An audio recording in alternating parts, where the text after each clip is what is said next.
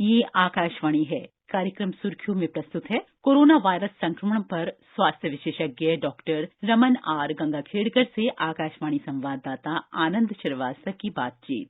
Doctor Raman, vaccine को लेकर बहुत सारी चर्चाएं हो रही हैं। फाइजर और मॉडर्ना जो कंपनीज हैं जो वैक्सीन बना रही हैं, अलग अलग दावे हैं कि किसी के 95% कारगर होने के दावे हैं, किसी के 94%। अब उनके जो तकनीक है, जिस तकनीक पर ये दोनों कंपनियां वैक्सीन बना रही हैं, उस पर भी सवाल उठते नजर आ रहे हैं। क्या कहेंगे आप? नहीं, एक तो सही बात आपने बोला कि दोनों वैक्सीन जो है, जो हमारी अपेक्षा थी उससे ज्यादा कामयाब होते हुए नजर आ रहे हैं। WHO ने बोला था 50% के ऊपर अगर रही तो हम ले लेंगे, तो इसमें 100 लोगों को अगर वैक्सीन दी तो वो 90 के ऊपर लोगों को वो ये बीमारी लगने से बचा पा रहे। नए किस्म के प्लेटफॉर्म में mRNA का इस्तेमाल हुआ है, जो पहले आज तक कभी हुआ नहीं था। लेकिन ये mRNA जो है, इससे जेनेटिक मटेरियल कुछ अल्टर होता है क्या? नहीं होता है। लेकिन हमको सबसे बड़ा डर क्या रहता है कि कोई भी नए किस्म की अगर हम चीज इस्तेमाल करें तो उसके साइड इफेक्ट्स क्या हो सकते हैं।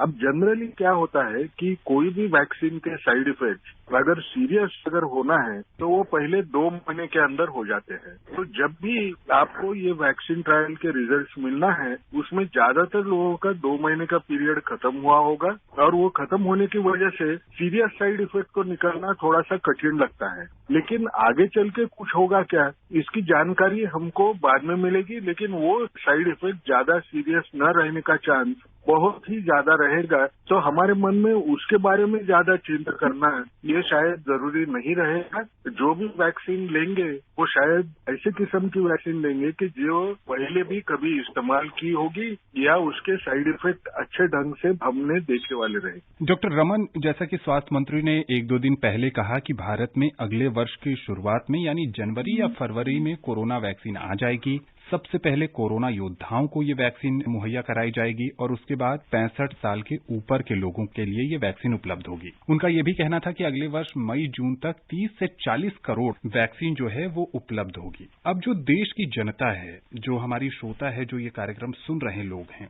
उनके जहन में सवाल ये है कि उनके लिए वैक्सीन कब तक मुहैया हो पाएगी। एक और इससे जुड़ा सवाल है कि अब ये भी चर्चा होने लगी है कि वैक्सीन का जो स्टोरेज होगा वो भी बहुत कठिन कार्य होगा। क्योंकि आप इस पूरी प्रक्रिया से जुड़े रहे हैं, ICMR को आपने नेतृत्व प्रदान किया लंबे समय तक कोरोना काल में, तो आप बेहतर समझा पाएंगे इसे। 2 चीजें एक बोलता हूँ, क्योंकि हमारे देश की लोक संख्या बहुत ज्यादा है और वैक्सीन प्रोड्यूस करने की जो कैपेसिटी होती है वो तो लिमिटेड होती है। वो लिमिटेड रहने की वजह से हमको प्रायोरिटाइज करना है, यानी कौन से लोगों को पहले दी जाए और कौन से लोगों को बाद में दी जाए, इसके बारे में सोचना पड़ता है। जो फ्रंटलाइन वर्कर्स है उनको ज्यादा एक्सपोजर होने का, क्योंकि उनका काम करने का ही ढंग ऐसा है कि जिसकी वजह से उनको बीमारी लगने का डर बहुत ज्यादा होता है, तो उनको प्रोटेक्ट करने का ये तो जरूरी बनेगा। क्योंकि उसके सिवा न हम मरीजों को बराबर ट्रीटमेंट दे पाएंगे। अगर सुरक्षा की बात आई तो सुरक्षा कर्मी भी हमारे लिए मुश्किल बन जाए अगर उनको सबको इन्फेक्शन होने का डर बहुत वैसे ही बरकरार रहा।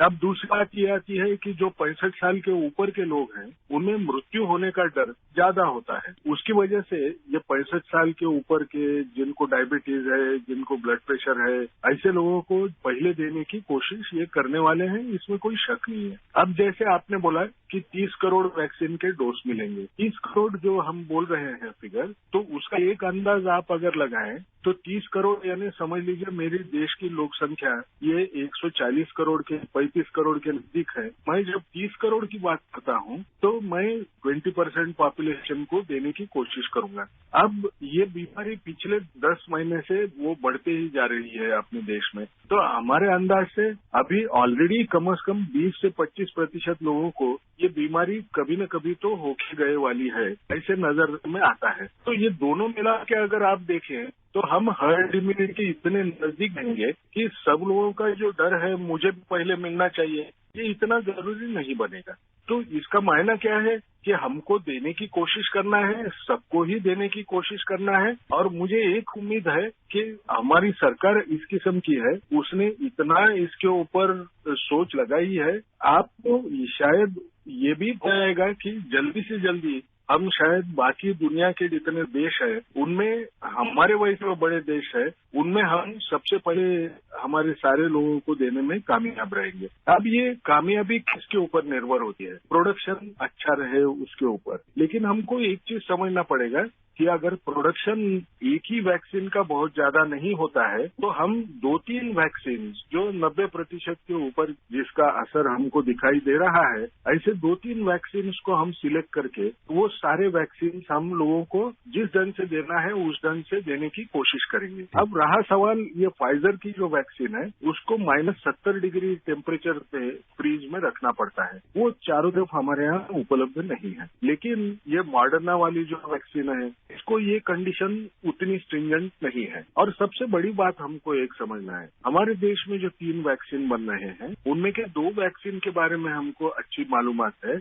जो सीरम इंस्टीट्यूट की जो वैक्सीन निकलेगी उसको जो नॉर्मल हम जो टेम्परेचर इस्तेमाल करते हैं इम्यूनाइजेशन प्रोग्राम में उसके ऊपर हम स्टोर कर सकते हैं। वो सादे फ्रिज के अंदर भी हम रख पाएंगे, इसमें कोई शक नहीं है। और वही हालात ये भारत बायोटेक के वैक्सीन के हैं। तो जब ये चॉइस होगा तो जिस एरिया में रेफ्रिजरेशन देना मुश्किल रहेगा उस एरिया में शायद ये वैक्सीन देंगे। डॉक्टर रमन, जो कोरोना वायरस से स्वस्थ होने की दर है वो 93% से ज्यादा हो गई है इस देश में। क्या ये दर अगर 100% हो जाती है तो ये संक्रमण भारत से बाहर चला जाएगा? ये सही है। 100% अगर हो गया तो इसका मायना क्या हुआ कि आज के तौर पे किसी नए इंसान को ये बीमारी लग नहीं रही है। अगर वो लग नहीं रही है तो 100 लोगों को जो बीमारी लगी थी 100 के 100 रिकवर हुए और नया कोई इंसान उसको हुई नहीं। लेकिन क्या ये हो पाएगा? ये हो पाना थोड़ा सा मुश्किल है। अभी नजदीक के समय में ये होना बहुत ही मुश्किल रहेगा, क्योंकि ये जो विषाणु है ये विषाणु जिस गति से सब तरफ फैल चुका है और हमको उनको प्रोटेक्ट करने को या तो उनको इन्फेक्शन हुए नहीं तो उसको वैक्सीन दे पाए। अब 100% लोगों को वैक्सीन देने को तो थोड़ा टाइम लगने वाला है, तो उसकी वजह से वो जल्दी निकल गया ऐसा दिखने का उम्मीद अभी कम रहेगी। इसलिए सब लोगों ने एक याद रखना है, हमको वैक्सीन मिले ना मिले,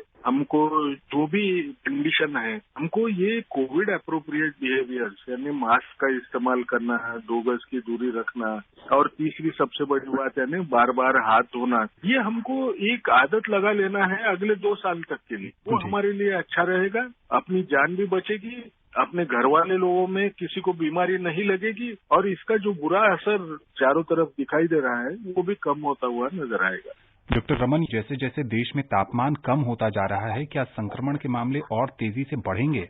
ये विषाणु जितना टेम्परेचर कम रहा उसमें वो जिंदा ज्यादा देर रहता है और जब ज्यादा देर रहता है तो एक से दूसरे को लगने का डर भी उतना ही ज्यादा होता है। लेकिन क्या उससे बीमारी के केसेस बहुत बढ़ेंगे? वो तो अपने हाथ में निर्भर है। मैंने अगर ये कोविड एप्रोप्रिएट बिहेवियर का पालन इन दिनों में अगर अच्छे ढंग से किया, मैं बाहर जाने का अगर जरूरी है तो ही बाहर निकलो ऐसे मेरे सारे घर वालों को बोला। जो बाहर काम करने जाते हैं उन्होंने जाते वक्त मास्क पहनना है और वहां जाने के बाद में बार बार हाथ धोना है और जितना हो सके उतना दूरी 2 गज की रखने की कोशिश करना है। जो उम्र से बड़े हैं ऐसे 65 साल के ऊपर वाले जो लोग हैं उनके साथ मिक्स होने का हमने टालना है। और सबसे बड़ी बात, हमने साथ में बैठ के खाना खाना ये टालना बहुत जरूरी है, क्योंकि हम खाना खाते हैं तो मास्क निकालते हैं और निकालने की वजह से वो एक से दूसरे को बीमारी लगने का चांस उतना ही बढ़ जाएगा। इसका तीसरा मायना ये भी होता है कि घर में कोई ऐसा कोई न्योता मत दो जिसमें बहुत सारे लोग ये फेस्टिवल सीजन रहने की वजह से वो घर आए और खाना खाने आए, क्योंकि उसमें सोशल डिस्टेंस भी नहीं रहेगा, इन्फेक्टेड इंसान होगा तो उसकी वजह से सभी लोगों को बीमारी लगने का डर बढ़ेगा। अगर सब लोगों ने डिसाइड किया कि मैं इसका पालन करूंगा तो सर्दी के मौसम में कितना भी टेम्परेचर गिरे तो ये बीमारी बढ़ने से मैं खुद रोक पाऊंगा। डॉक्टर रमन, आपका बहुत बहुत शुक्रिया। धन्यवाद। अभी आप सुन रहे थे कोरोना वायरस संक्रमण पर स्वास्थ्य विशेषज्ञ डॉक्टर रमन आर गंगाखेड़कर से आकाशवाणी संवाददाता आनंद श्रीवास्तव की बातचीत। ये कार्यक्रम आकाशवाणी के समाचार सेवा प्रभाग द्वारा प्रस्तुत किया गया। इसे आप हमारे mobile app news on AIR पर भी सुन सकते हैं। इस कार्यक्रम के संबंध में अपनी प्रतिक्रिया आप हमें ईमेल कर सकते हैं। पता है AIRNSDtalks@gmail.com। ये कार्यक्रम फिर से सुनने के लिए लॉग ऑन करें हमारी वेबसाइट newsonair.com।